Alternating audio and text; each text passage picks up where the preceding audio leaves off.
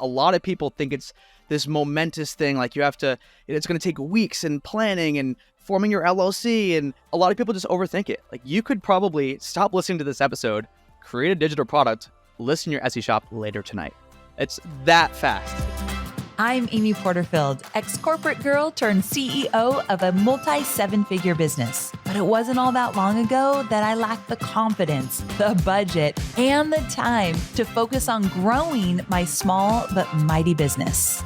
Fast forward past many failed attempts and lessons learned, and you'll see the business I have today. One that changes lives and gives me more freedom than I ever thought possible. One that used to only exist as a daydream. I created the Online Marketing Made Easy podcast to give you simple, actionable, step-by-step strategies to help you do the same. If you're an ambitious entrepreneur or one in the making who's looking to create a business that makes an impact and a life you love, you're in the right place, friend. Let's get started.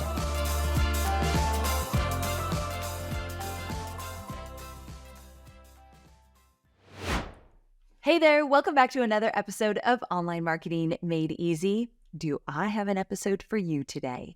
So a lot of people in my audience are looking for two different things. Number one, many of you have not started your online business yet. You're still in a 9-to-5 job. You're looking for that side hustle. You definitely want to create a digital course or some kind of opportunity that will allow you to eventually quit your 9-to-5 job and start your online business. But many of you are more advanced and you've been listening for a while on this podcast and you've grown your business over the years, but you're always looking for new opportunities to make some revenue, especially when you're not promoting, when you're not launching. So there's so much opportunity in between your big launches and promotions to make some consistent revenue. And that's what today's episode is all about. And when I talk about making some revenue, I'm talking about doing it in the most simplest way. Even if you don't have everything figured out, what we're going to talk about today could absolutely work for you. So again, this episode is for you if you've never made a penny online, you're still in a 9-to-5 job, you're looking to start your online business. And this episode is for you if you've been at it for a while, you make great money, but you're always open to new ways of making money, new additional revenue streams, and you're interested in what we've got to talk about today. So we've got something for everyone. And today I'm talking to Cody Berman. So Cody is the co-founder of Gold City Ventures, co-host of the Financial Independence podcast, a real estate investor, and a passive income expert. And that passive income expert part of his experience, that's what we're going to dial into today. He's going to talk about how you can take printables, templates, PDFs, anything like that, any kind of digital product, not a digital course, but a digital product. You could take a digital product and you can sell it online via Etsy, via your own website. There's actually a lot of different opportunities here. And he's going to talk about how to even figure out what people want and then start to sell that in the easiest way possible online. And so I thought this was such an interesting episode because it's easy to get started.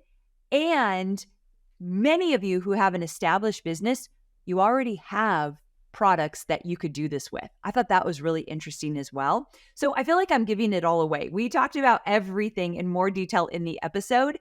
So I'm going to bring Cody on. He has got so much knowledge. He's been featured in Business Insider, HuffPost, Forbes, and so much more. So the guy knows what he's talking about. He has so much value to share. So let's get to it.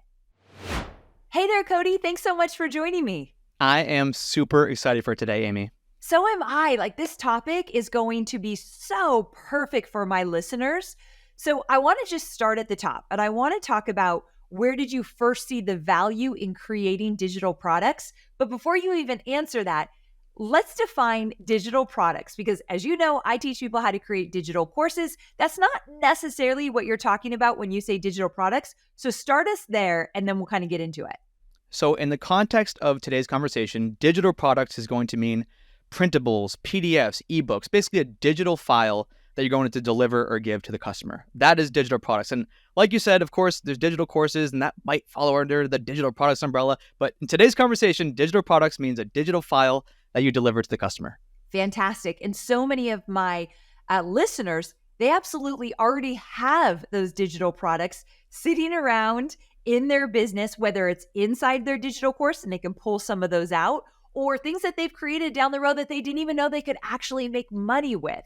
And so I think there's going to be so much opportunity in this episode.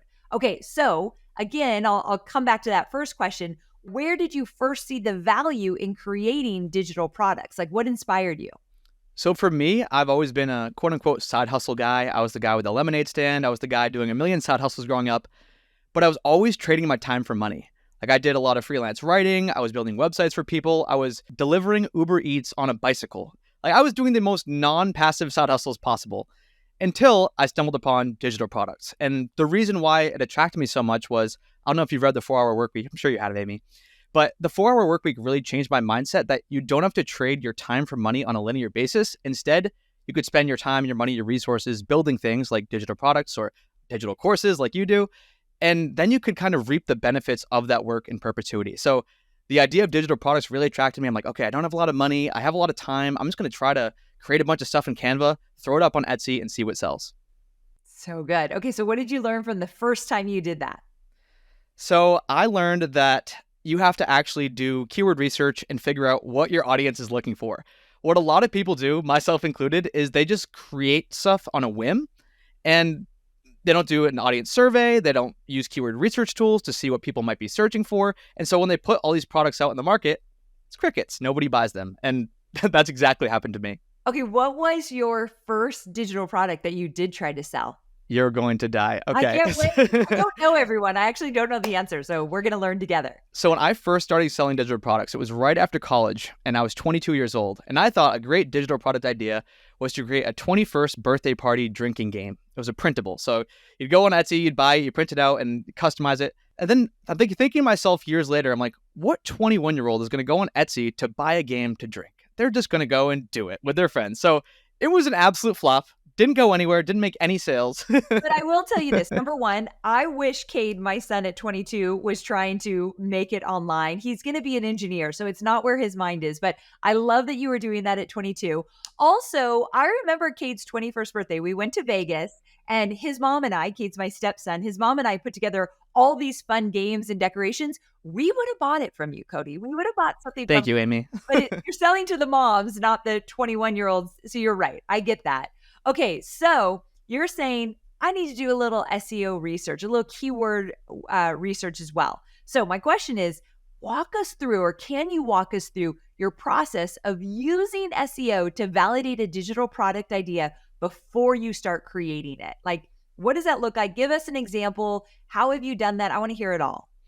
Okay, so I know that there's probably two types of listeners listening to this episode, so I want to make sure that I address both camps separately. Okay. So one camp is someone who already has an online business. They might have an online course, they might have a blog, a YouTube channel, an Instagram that they're making money from, whatever. So I'll address that camp first because it's a little bit different of a process. But for that camp, if you're looking to create a digital product, all you have to do is just ask your audience or collect data from your audience. What are the biggest pain points? Like, what's the reason why they can't go from point A to point B? Most people, when they have some kind of an offer, it's a promise. It's a promise to reach some destination. And so if you can figure out what is blocking those people from reaching that destination, that's the perfect idea for a digital product. So for a Digital Course Academy, let's say that you had this big survey for your audience and everyone's like, I don't know how to do webinars, or I'm really struggling with email copy. You create a product around webinars. You create a product around email copy. And it's just literally solving that pain point. It's putting a Band-Aid on the problem for the customers, and they can just buy that Band-Aid instead of the whole package, which is kind of cool. That's kind of the cool thing about digital products. So that's if you already have something, survey the audience, see what they need, see how you can best serve them with maybe a small, like a sampler. It's a sampler. It's the tapas of a digital course or a bigger digital suite. If you're someone who does not already have a digital business and you don't have an audience, you don't know what they want exactly, then you want to lean on different keyword research tools. For me, I'm an Etsy guy, so I like tools like eRank and Everbee. Those are Etsy specific. But what I can do there is, let's say I have a personal finance background. So let's say I want to create a budget planner. I can type a budget planner into one of those keyword research tools, And what they'll do is they'll spit out a bunch of different variations of budget planners. And what I try to find is what I like to call unicorns. So unicorns are products with high search demand, low competition. I'm sure you love the sound of that, Amy. Yes. There's not a lot of other people selling this stuff, but there's a lot of people searching for it. And so it might be just going, I'm going to use some fancy terminology here. Like it might be using long tail keywords instead of short tail keywords. And easy example. So budget planner, it's a short tail keyword. It's just 2 words describing the product. Now, if I were to say a zero-based budget planner, that's adding 2 more descriptors. It's a longer tail keyword. If I were to say 20s, so for someone in their 20s zero-based budget planner, you see, I keep getting more niched and niched down. And that's why I like using all these keyword research tools, because the riches are in the niches. So if you can find what people are searching for, again, you're not competing at this top level where everyone else is competing. You kind of niche down a couple levels, and there's a lot less competition there. If you can find that unicorn, find the thing that people are searching for that doesn't have a lot of competitors, you can start to make a lot of sales and a lot of money. Okay, I have a question for you. Yes. These tools, I'm going to put the 2 tools you mentioned in my show notes. And let's say they're not using Etsy, you could probably recommend some other tools as well. Okay, yeah. If you're not using Etsy specifically, I like to use, so we'll put these in the show notes as well. I like to use Ubersuggest. Okay. That one is actually pretty good at just finding keywords that people are searching for on Google and on other search engines. Google Trends is also another one that you might not realize, but you can look year over year and see, okay, tons of people are searching for this thing. For example, in January, a ton of people are searching for fitness related and money related things. They're having their New Year's resolution. They want to get everything back on track.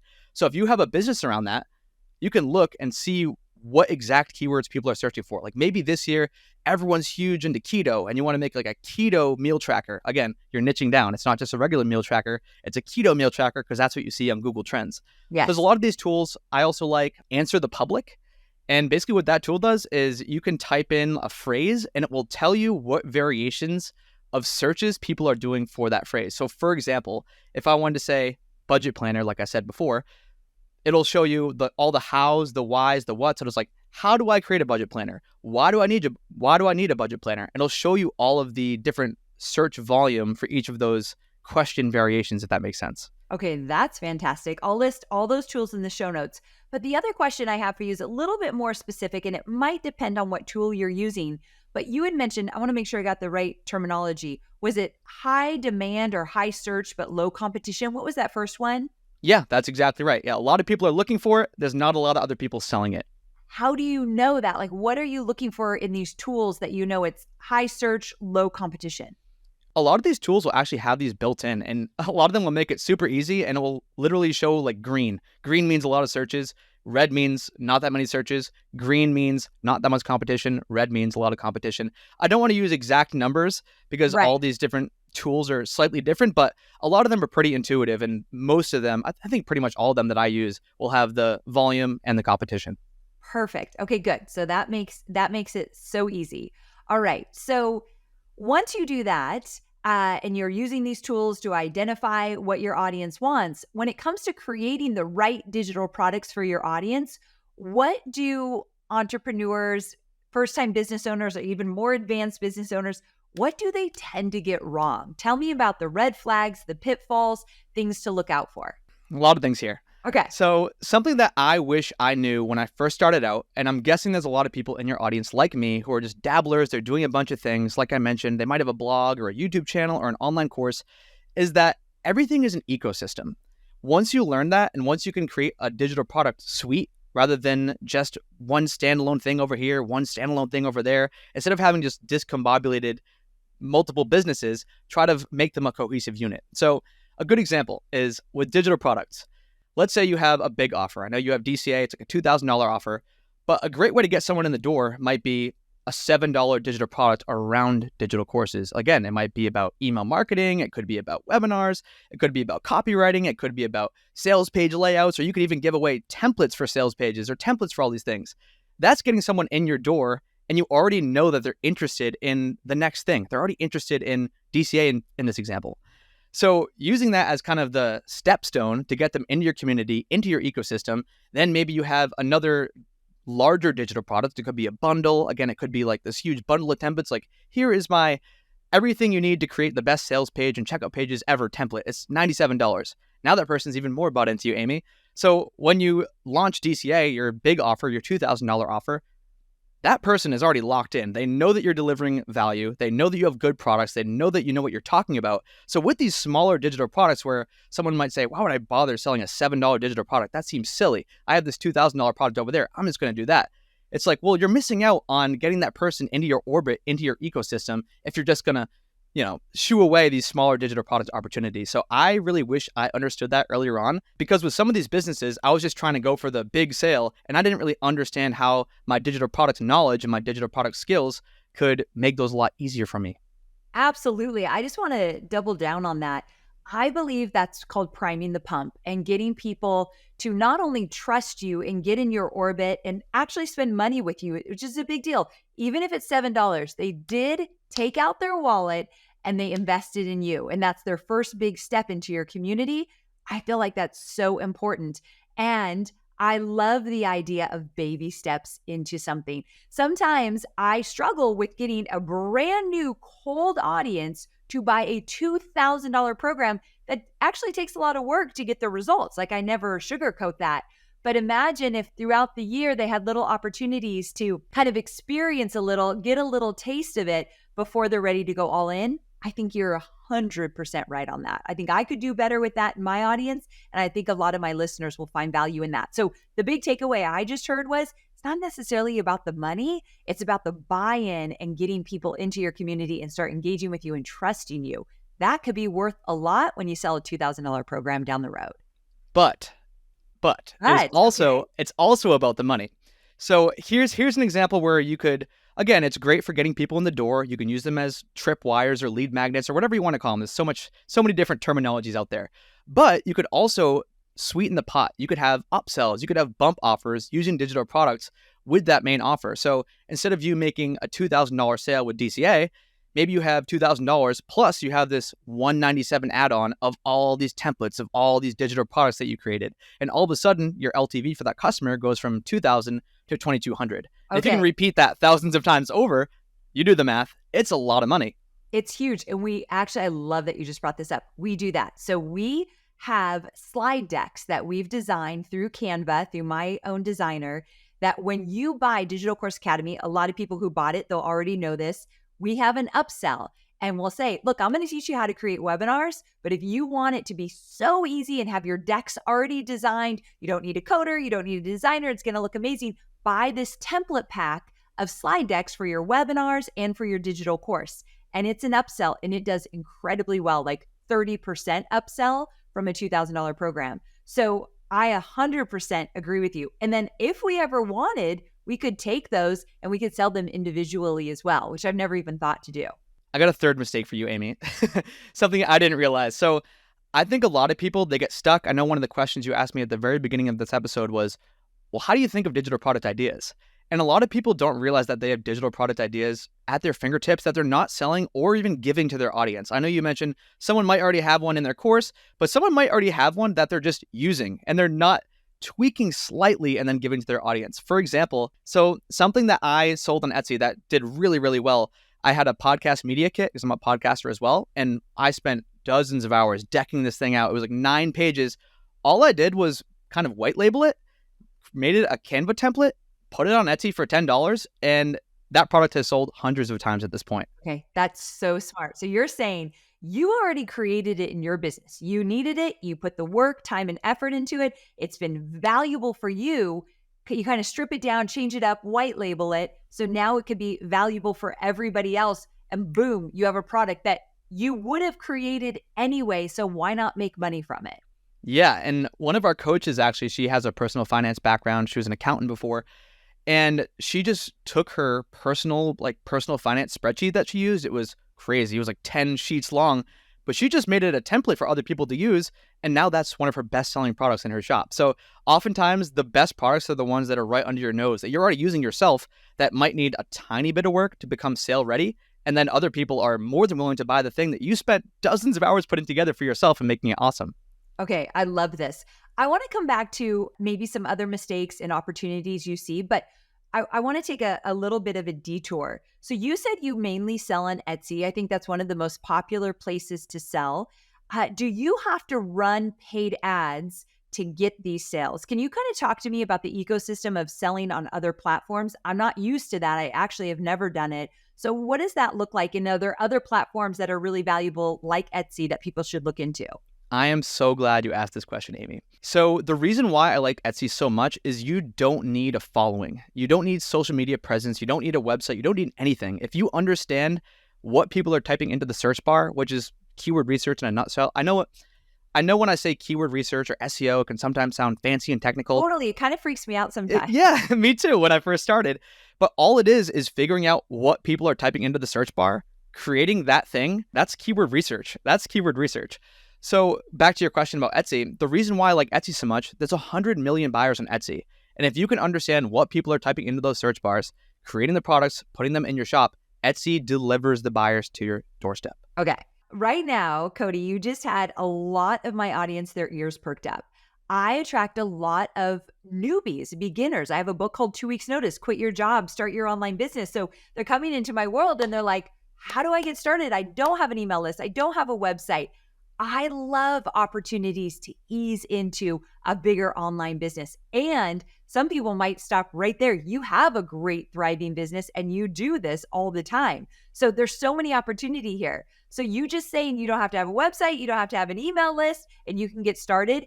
That is a huge opportunity for many of my listeners. So talk to me a little bit more, like, what does it look like? What are these platforms? How do you get started on a site like Etsy? So on Etsy for digital products, it's pretty straightforward. You create the digital product in a program like Canva. I like Canva because it's free for people to start, especially those who are at the beginning of their entrepreneurial journey. Yep. So you can create a free printable digital download, digital product, whatever terminology you want to use in Canva. You go and list that product on Etsy. So you go on Etsy, you add a title, add a description, you add your tags so people can identify the product, add your listing images, attach your digital file, list it, and then whether one person or 1,000 people buy that thing, it's the same amount of work, which is the beauty of any digital product. I know you're preaching that about digital courses, right, Amy? It's like if one person buys it or 10,000 people buy your digital course, yeah, you might have customer service issues and stuff like that, but it's minimal effort to get each additional sale. Agree. Now, do you have to run ads to get traffic to your Etsy page? No, that's the beauty of it. I mean, Etsy is a for-profit business. They want to make money. Etsy takes 6% of your sales. So if you sell something for $10, Etsy's taking 60 cents. But it's like they're delivering buyers to your doorstep. So for me, I'm like, I'll make that trade any day of the week. Any day. You give me $9.40, I'll give you 60 cents, Etsy, sure. Like, just send the people my way. 10,000 of those. Exactly. So no, you don't need to run ads, and you don't need to drum up any of your own traffic, whether that be social media, email list, website. Okay, I know some people are like, hallelujah. And here's the deal. I have a lot of advanced marketers, a lot of advanced business owners listening too. And I know they're thinking, this is such a great way to make extra income throughout the year when I'm not launching my digital course. And my mind goes right to, spend it on Facebook ads to launch your digital course. Like, here's your Facebook ad money. You can make it this way. I think there's so many cool things that you can do with this. And one of the thoughts I just had was, how about that? I've never asked this, Cody, on any podcast I've ever done. So this is a kind of a weird conversation. How about TikTok Shop? Is it taking off? Is it like an Etsy? Have you used it? Is it working? Could you use it for something like this? For TikTok Shop, it's more popular for physical products, which I'm not an expert in, so I don't want to talk too much about it. But I have seen some people who in that arena are crushing it. For digital products, though, I'm still an Etsy guy through and through. Okay, good. Are there any other sites? If it's not TikTok Shop, you love Etsy, any other sites people should know about or look into? Etsy's probably the best one for new digital product sellers without an audience. If you do have an audience, though, Shopify is a great platform. They don't take fees. You do pay a monthly fee. I think it's like $29 to have a Shopify store, but they don't take the 6%. So if you're doing a ton of volume, it makes sense. There's also plugins you can use. I know I'm getting technical here. There's like a WooCommerce plugin if you use WordPress. There's a lot of other ways to sell if you don't want to sell on Etsy. Again, if you're someone who's more established, like you, Amy, for example, maybe you don't want to sell on Etsy because you already have a large audience base that you can just run ads to, or you can advertise it in your email list. But for people who are just getting started out, Etsy probably makes the most sense. Okay, good. That makes it. I like to take the easy way. And so Etsy sounds like it's a perfect thing. Okay. So you tell me where we should go next. Do we go back to, are there other mistakes that my listeners should know about and be aware of? Or because this is new topic to me, I've never done this, what should I be asking that I'm not? I think a good thing to talk about is just the mindset of making that first sale via something so small as a digital product.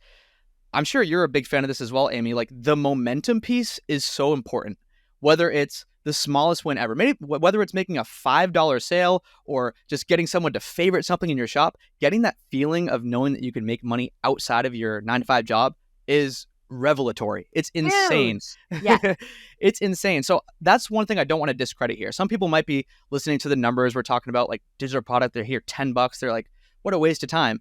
But if you start making a couple $100 a month, and this is your first side hustle ever, you're going to build immense confidence, and you're going to be able to fund maybe more expensive things. Like, I remember listening to, I don't remember what episode it was, but I think you spent a couple $1,000s to create your first offer, right, Amy? And you made like $267.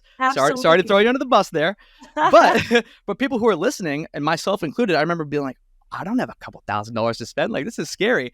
But if you have something to bankroll taking a risk like that and spending a couple $1,000s to produce a course and get something put together, it's a lot less scary. You don't have to shell out your own money and be really scared that you're going to go bankrupt, or you're not going to be able to get the groceries this week because you have this digital product thing that's funding it. So you're saying it's really cheap to get started with this? Extremely cheap. I mean, Canva's free. Starting an Etsy shop is $15, and then you just list stuff and pray. I love this, and I love the experimentation of it. I think people that are in high school, in college, getting out of college, a 9 to 5 job, they want a side hustle. My students who are looking for a little extra income between their launches, there's so many opportunities here. It's a really cool topic. Like, give me an example of some of the things that have really taken off, either for you or for your students. Like, what has like grabbed your attention? Like, damn, that was good. I think the people who, going back to the digital product suite, the people who do that really, really well, and I have one of our coaches in mind who is an ex-student, but she's the one actually who had the personal finance planner and like the budget planner and all those fancy spreadsheets. But she then parlayed that into selling templates to other people, who then parlayed that into selling a course, who then parlayed that into selling like a bundle of courses. So the reason why, going back to bankrolling, like the reason why I like this side hustle better than, say, you could drive for Uber and bankroll creating your digital course, or you could do some other side hustle and bankroll it. But like I mentioned before, this one just has so much more synergy with like you could keep all of your products, all your digital products, from your printables to your bundles to your course, in a silo, all about the same thing, and you already have customers that are bought into you. So going back to answering your question, so it's a very roundabout way of answering, but she started selling these printables on Etsy, the spreadsheets, and now she has a whole community of people who are learning about personal finance from her. So it's just super cool to see the progression, and I think it's such a smart way to do it. I think that's such a great example, because I often talk about action creates clarity, but I was just interviewing another woman, and I realized that action creates opportunity as well. She actually created a digital course. So this was a different topic I was interviewing her about, but she created one digital course, and then it led to another one and another opportunity, another.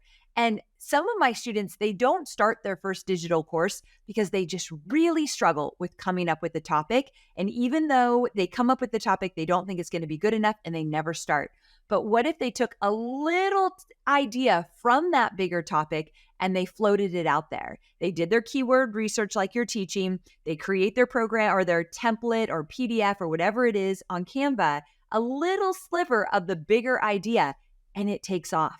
I think that would give them more confidence to, all right, let's take the next step. And then finally, one of those steps is going to be, I'm building a full blown out course, and I started with a $10 printable. Would you agree that that could be their path? I love this. I'm so glad you said this, Amy, because it's all about the MVP, the minimum viable product. I see far too many people, not just in the digital courses sphere and digital products, but with any business, they pour hundreds of hours in without doing the research and realizing what people actually want. And I'm not foolishly, and I'm going to throw myself in that bucket, because back in 2019, inspired by yourself and others, I went crazy and created 3 digital courses at once. Terrible idea, horrible idea. 2 of them failed miserably and have now been shut down. But it's because I didn't do the research up front. Like, I didn't put out the MVP. If I were to go back in time, maybe I would create 3 separate digital products for my audience, see which one is downloaded the most. If one is going gangbusters and the other two aren't getting as many downloads, it's like, duh, create the one that's going gangbusters because your audience is telling you that's what they want to learn about. Absolutely. Okay, so I know my audience well, and I know they're thinking, okay, I could start here, especially because I just did a very big launch for Digital Course Academy. And there's some people that are listening that got into DCA that are listening to this idea and think, I could do this in between my course launches. Love that.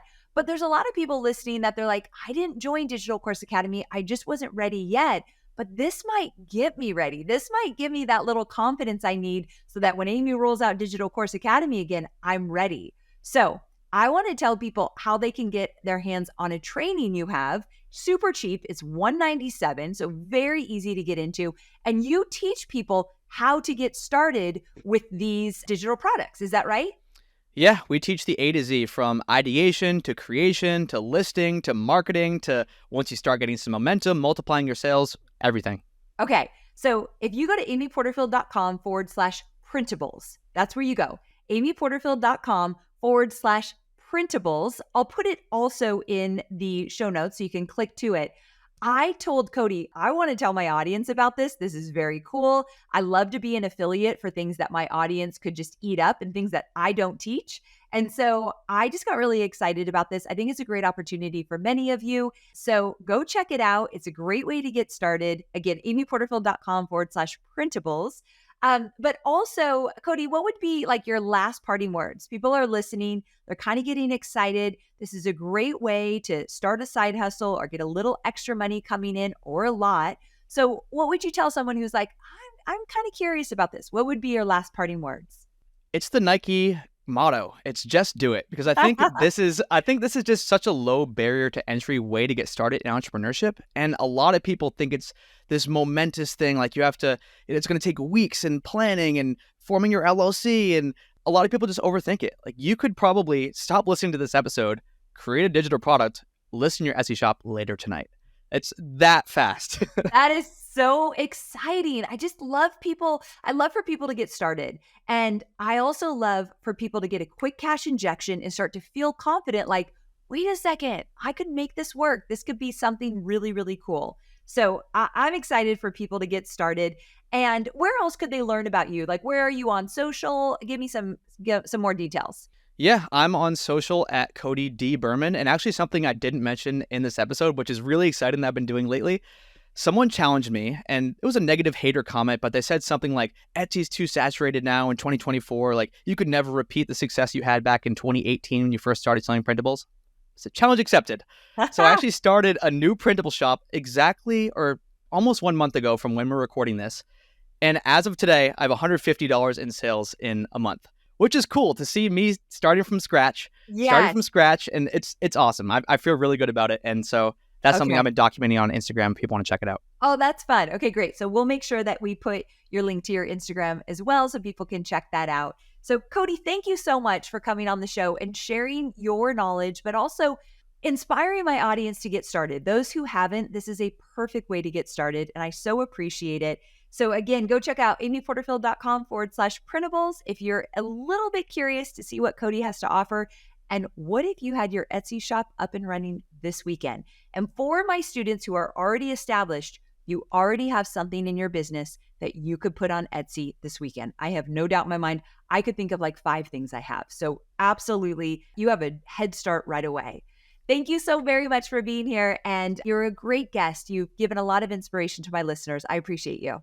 Well, I appreciate you, Amy. I just want to say I'm a longtime listener, and so many of your episodes, I have been at the gym, driving, have to pull over, write an Asana ticket so we can go and implement that in our business later on. So I'm hoping that this episode can be the same for other people. Absolutely. I love an Asana ticket go-getter. That makes me so happy. So I agree. I hope people take a lot of action with this. Thanks again. Okay, so there you have it. I hope you feel inspired. I hope you'll check this out. It's such a great opportunity for you if you're just starting out, or for those of you who have an established business and you're looking for a little extra income between launches. I love the idea. I think it's worth checking out. So once again, amyporterfield.com/printables. I hope you love this episode, and I have so much more coming your way. I will see you same time, same place next week. Bye for now.